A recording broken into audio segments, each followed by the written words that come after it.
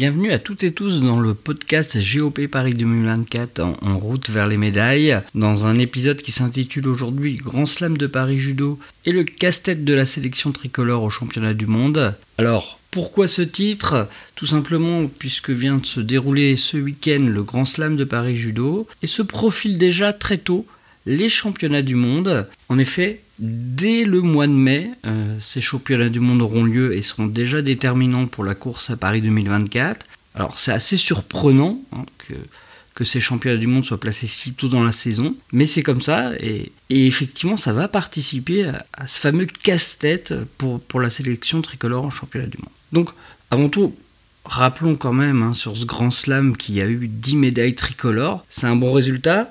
C'est pas non plus un exploit, il faut souligner quand même qu'on a 4 athlètes tricolores par catégorie et qu'il n'y a pas tous les meilleurs du monde. Évidemment, ce qui nous a tous marqué, c'est le retour de Teddy Riner, avec sa victoire 10 ans après sa dernière, sa 7e. Teddy Riner, en route vers Paris 2024. Pour le coup, lui, il n'y a pas de casse-tête pour la sélection au championnat du monde. Alors évidemment, le but n'est pas de faire une revue exhaustive de toutes les médailles qu'il y a eu, mais plutôt de faire une analyse de ces résultats, en vue notamment des championnats du monde qui se profilent. Et puis, moi je vais me mouiller en donnant mon avis pour une fois. Chez les féminines, il y a toujours une densité aussi importante et assez impressionnante. Par contre, contrairement peut-être avant Tokyo, la hiérarchie n'est pas autant dessinée qu'elle ne l'était justement avant ces Jeux de Tokyo. On a des filles compétitives à peu près sur toutes les catégories, et c'est bien là la difficulté. Alors vous allez dire problème de riche, c'est évident, mais tout de même il va falloir faire des choix. On rappelle les règles pour le championnat du monde. La France aura le droit à 9 athlètes sur 7 catégories par sexe, donc cela veut dire qu'on pourra doubler 2 catégories. Et tout l'enjeu, c'est de savoir quelles catégories vont être doublées, et c'est là-dessus que je vais donner un petit avis. Pour ma part, en moins de 52 kg et en moins de 70 kg, les dés sont un peu jetés. C'est-à-dire qu'en moins de 52 kg, Amandine Bouchard avait de l'avance sur Astrid Nieto. Elle l'a battue pour le bronze à Paris. Et je pense qu'il faut conforter Amandine Bouchard avec une seule place dans sa catégorie qui lui revient. Même constat en moins de 70 kg. Marie-Ève Gaillet avait déjà pas mal d'avance sur Margot Pinault. Elle l'a battue en quart de finale, prend l'argent, tandis que Margot ne fait malheureusement pas de médaille. Je pense que Marie-Ève Gaillet doit être confortée en prenant la seule place de la catégorie. En ce qui concerne les poids lourds,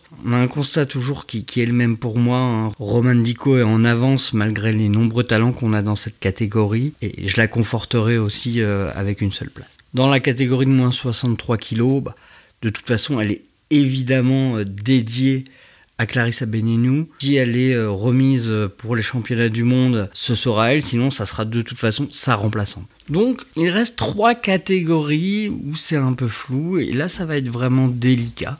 En moins de 48 kg, alors certes Chérine Boucli est numéro 2 mondial, mais c'est Blandine Pont qui a gagné le Grand Slam de Paris. Et je pense que ça mérite une sélection au championnat du monde et un doublon. En effet, Chérine Boucli a gagné plusieurs tournois, son talent est incontestable. Mais il est vrai qu'aux Jeux Olympiques, elle se fait éliminer d'entrée. Au championnat du monde, dès son 2e combat. Au Grand Slam de Paris d'entrée également. Blandine Pont qui gagne, ça mérite la récompense d'une sélection et d'une concurrence à Chérine Boucli. Il en est de même en moins de 57 kg, où la place est dévolue à Sarah Léonie Sizik, qui était absente au Grand Slam de Paris. Priscilla Nieto a gagné le Grand Slam de Paris. Elle est vraiment en forme ces derniers temps et je pense que cela mérite également un doublon. Alors après, vous allez me dire, mais il reste les moins de 78 kg où on a un foisonnement de talent. Audrey Tcheméo a gagné le Grand Slam, mais il y a aussi Madeleine Malonga qui était absente, forfait de dernière minute, qui a d'ailleurs profité à Chloé Butigier, qui a fait médaille d'argent. Pour ce coup-là, je trouve qu'Audrey Tcheméo a d'excellents résultats depuis plusieurs mois.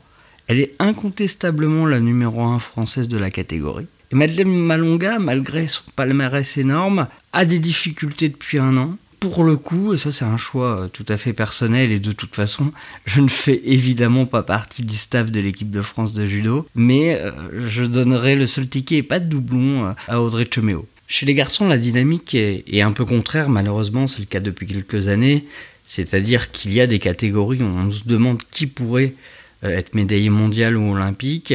Dans ces catégories-là, ira sûrement au championnat du monde le numéro 1 au ranking olympique et mondial. Mais tout de même, il y a des bonnes nouvelles qui se confirment, notamment en moins de 60 kg, avec Cédric Revol qui, après sa médaille au championnat d'Europe l'année dernière, prend une très belle médaille d'argent au Grand Slam de Paris.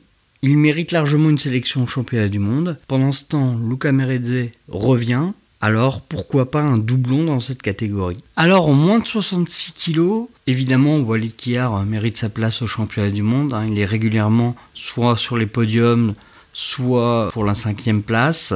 En tout cas, il dispute les podiums très régulièrement en compétition. Mais je tiens à souligner également le cas de Daiki Bouba, qui n'était pas au Grand Slam de Paris, je ne sais pas pour quelle raison, mais qui a quand même fait une superbe médaille d'argent dans une compétition de référence qui sont les Masters en décembre. Et pourquoi pas aussi un doublon sur cette catégorie-là. Après, soulignons aussi au rayon des bonnes nouvelles chez les garçons, encore une médaille pour Alpha Diallo. Il monte en puissance, il est de plus en plus régulier, et très franchement, il devient un potentiel médaillable en moins de 80 kg au championnat du monde et à Paris 2024. Et puis évidemment, sur la catégorie des poids lourds, il n'y a pas débat, ça sera Teddy ou ça sera son remplaçant. Un petit mot également sur l'équipe de France de para-judo, qui monte en puissance en vue de Paris 2024. Elle avait récolté 2 médailles à Tokyo, avec évidemment l'inoxydable Sandrine Martinet, mais aussi Helios Lachumanaya. Sandrine Martinet devait prendre sa retraite, ne l'a pas prise, c'est une bonne nouvelle pour nous. Quant à Helios Lachumanaya, il progresse de plus en plus et il est même devenu champion du monde l'année dernière. Mais ils ne sont pas seuls, il faudra aussi compter sur Cyril Jonard, Romuald Raboteur, Nathan Petit ou encore Jason Grandry, médaillé au championnat du monde également. Voilà, cet épisode touche à sa fin. Je vous dis à bientôt pour un nouvel épisode de GOP Paris 2024, en route vers les médailles.